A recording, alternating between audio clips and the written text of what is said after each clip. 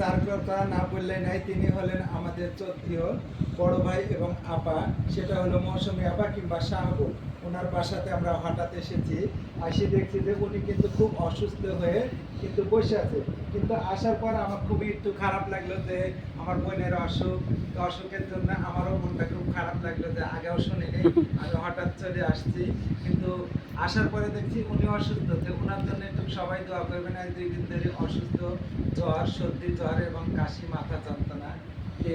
আমি হঠাৎ চলে আসি, আমাকে নিজে খুব খারাপ লাগছে। আমি কিছু আনতেও পারিনি। আমি বরগাছি আসিছিলাম ইউনিয়ন কাউন্সিলে।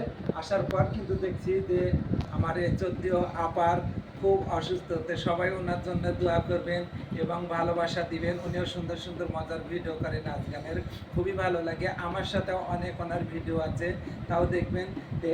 আপা, আপনি তো অসুস্থ, কিছু বলবেন?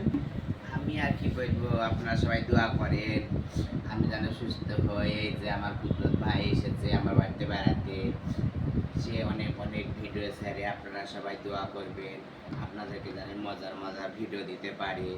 আপনারা ওনার ভিডিও দেখে লাইক, কমেন্ট, শেয়ার করেন। আপনারা আর শান্তি পাচ্ছি না আমি।